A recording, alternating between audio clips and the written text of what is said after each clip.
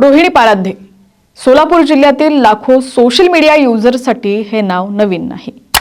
हसरा चेहरा, नवऱ्यासोबतचे मजेशीर video, hotel ग्रामपंचायत मधील गमती जमती आणि एका यशस्वी संसाराचं चित्र। पण 26 मेच्या दुपारी अचानक अशी बातमी आली की संपूर्ण सोलापूर जिल्हा अक्षरशः हादरवून गेला। ज्या हॉटेलमुळे रोहिणी प्रसिद्ध झाली, ज्या किचनमध्ये ती रोज रील्स बनवायची आणि जिथे ग्राहकांसाठी जेवण बनवायची, त्याच किचनमध्ये तिने गळफास घेऊन आयुष्य संपवलं। पण सर्वात मोठा प्रश्न असा आहे की सोशल मीडियावर सर्व काही सुरळीत दिसत असताना रोहिणीने इतकं टोकाचं पाऊल का उचललं? हा फक्त कौटुंबिक वाद होता की आर्थिक ताण की आणखी काही असं कारण आहे की जे अद्याप समोर आलेलं नाहीये? आणि आता या प्रकरणात एक नवीन ट्विस्ट समोर आलेला आहे, कारण पोलिसांनी रोहिणी आणि तिचा पती निलेश पाराध्ये यांच्या मोबाईलचा CDR म्हणजेच कॉल डिटेल रेकॉर्ड मागवण्याची प्रक्रिया सुरू केलेली आहे। अनेकांच्या मते या CDR मधूनच रोहिणीच्या मृत्यू प्रकरणातील सर्वात मोठं रहस्य उलगडू शकतं। म्हणूनच आज आपण या संपूर्ण प्रकरणाची सुरुवातीपासून शेवटपर्यंत सविस्तर माहिती जाणून घेणार आहोत। नमस्कार, मी प्रणया आणि तुम्ही पाहताय HPN मराठी न्यूज।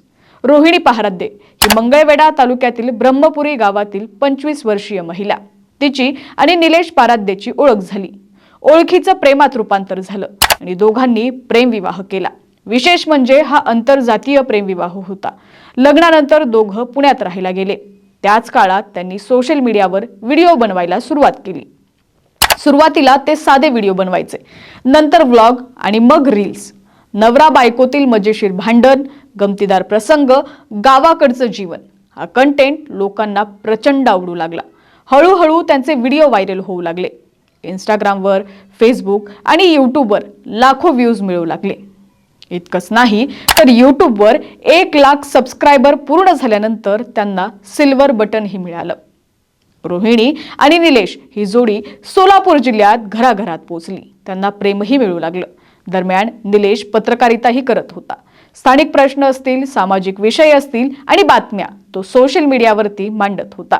त्याला समाजकार्याचीही आवड होती। काही गरीब जोडप्यांचे विवाह लावून देण्याचं काम त्यानं केलं होतं।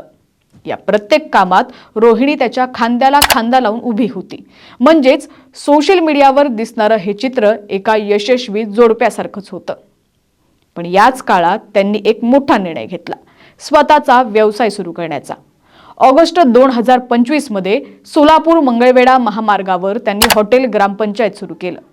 या हॉटेलची संकल्पना वेगळी होती, गावाकडच्या चवीचं जेवण, ग्रामीण वातावरण आणि त्याच सोबत सोशल मीडियावर जोरदार प्रमोशन। रोहिणी स्वयंपाकाची जबाबदारी सांभाळत होती, निलेश व्यवस्थापन आणि सोशल मीडिया सांभाळत होता। दोघांनी हॉटेलमधील अनेक रील्स बनवल्या। या रील्स अक्षरशः व्हायरल झाल्या आणि त्याचा थेट फायदा व्यवसायाला झाला। लोक केवळ जेवायलाच नाही तर रोहिणी आणि निलेशला भेटण्यासाठी सुद्धा हॉटेलमध्ये येऊ लागली। अगदी सोलापूरच नाही तर इतर जिल्ह्यांमधूनही ग्राहक येत होते। सगळं काही व्यवस्थित सुरू होतं।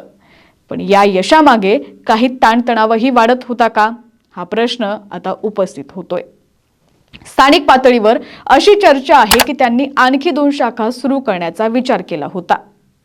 नवीन शाखा, नवीन गुंतवणूक आणि नवीन कर्मचारी, त्याचसोबत वाढलेली आर्थिक जबाबदारी सुद्धा। काही जणांच्या मते याच कारणांमुळे दोघांमध्ये काही दिवसांपासून वाद वाढले होते। रोज भांडणं व्हायची। मात्र हे सर्व साध्या केवळ चर्चा आहेत। पोलीस तपास अद्याप सुरू आहे। आता येतो 26 मेचा दिवस। हा दिवस रोहिणीच्या आयुष्यातील शेवटचा दिवस ठरला। दुपारची वेळ होती। रोहिणी आणि निलेश नेहमीप्रमाणे हॉटेलमध्येच होते। तेव्हा दोघांमध्ये कोणत्या तरी कारणावरून वाद झाला, बाचाबाची झाली। यानंतर रोहिणी थेट हॉटेलच्या किचनमध्ये गेली। निलेश बाहेरच बसून मोबाईल पाहत होता। त्याला वाटलं की काही वेळानं ती बाहेर येईल, पण बराच वेळ झाला रोहिणी बाहेर आली नाही। तिचा आवाज सुद्धा ऐकू येईना।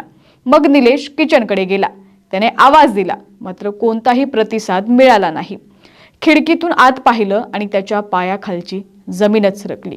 निलेशने आरडाओरडा केला। रोहिणी गळफास घेतलेल्या अवस्थेत त्याला दिसून आली। यानंतर आजूबाजूच्या लोकांना बोलावण्यात आलं। दरवाजा तोडण्यात आला। रोहिणीला तातडीनं रुग्णालयात नेण्यात आलं। पण बराच उशीर झाला होता. डॉक्टरांनी तिला मृत घोषित केलं. ही बातमी संपूर्ण परिसरात वाऱ्यासारखी पसरली. हॉटेल ग्रामपंचायत समोर तुफान लोकांची गर्दी झाली. सोशल मीडियावर हजारो पोस्ट येऊ लागल्या आणि एकच प्रश्न विचारला जाऊ लागला, रोहिणीनं असं का केलं? प्राथमिक तपासात पोलिसांनी कौटुंबिक वादाचा संशय व्यक्त केलाय. मात्र प्रकरण इथंच थांबलं नाही, कारण अनेक प्रश्न अजूनही अनुत्तरित आहेत. त्या दिवशी नेमका वाद कशावरून झाला? तो किती गंभीर होता? रोहिणी मानसिक तणावाखाली होती का? आर्थिक दबाव होता का? की आणखी काही कारण होतं? याच दरम्यान आणखी एक माहिती समोर आली. रोहिणीचा निलेश सोबतचा हा दुसरा विवाह होता. ही बाब समोर आल्यानंतर चर्चांना आणखी उधाण आलं. भरपूर चर्चा होऊ लागल्या. मात्र या विवाहाचा आणि तिच्या मृत्यूचा काही संबंध आहे का, याबाबत कोणताही अधिकृत पुरावा अद्याप तरी समोर आलेला नाहीये. दरम्यान रोहिणीच्या सासऱ्यांनी माध्यमांशी बोलताना सांगितलं की त्यांचा संसार चांगला चालला होता, व्यवसायही सुरळीत सुरू होता. मग तिने अचानक असं पाऊल का उचललं हे आम्हाला सुद्धा समजत नाही. दुसरीकडे पोलिसांनी निलेश, त्याचे आई वडील आणि इतर नातेवाईकांचे जबाब नोंदवलेले आहेत. रोहिणीच्या कुटुंबियांचाही जबाब नोंदवला जाणार आहे. पण आता या प्रकरणातील सर्वात महत्त्वाचा भाग म्हणजे CDR, होय, कॉल डिटेल रेकॉर्ड. पोलिसांनी रोहिणी आणि निलेश या दोघांचेही मोबाईल रेकॉर्ड मागवलेले आहेत. आता अनेकांना प्रश्न पडेल की CDR मध्ये असं काय असतं?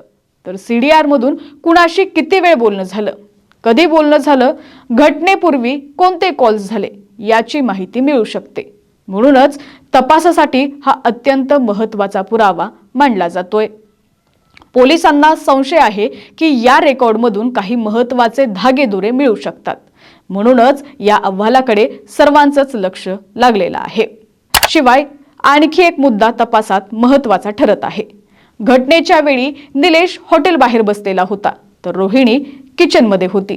नेमक्या त्या काही मिनिटांमध्ये काय घडलं, तिने हा निर्णय कसा घेतला, याचाही तपास सध्या पोलीस युद्ध पातळीवरती करत आहेत. आणि मग घडली आणखी एक धक्कादायक घटना. रोहिणीच्या निधनानंतर तिसऱ्या दिवशी स्मशानभूमीत माती सावडण्याचा कार्यक्रम होता. तणावाचं वातावरण होतं, अतिशय शोकाकुळ वातावरण होतं. दोन्ही कुटुंबीय उपस्थित होते. सुरुवातीला सर्वजण एकमेकांना धीर देत होते. मात्र अचानक काही नातेवाईकांमध्ये वाद झाला, वाद वाढला, गोंधळ निर्माण झाला आणि काही काळ तणावाचं वातावरण निर्माण झालं होतं.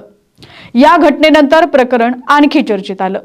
तर सध्या या प्रकरणात नेमकं काय स्पष्ट झालेलं आहे? रोहिणीचा मृत्यू गळफासामुळे झाला. प्राथमिक तपासात कौटुंबिक वादाचा संशय आहे.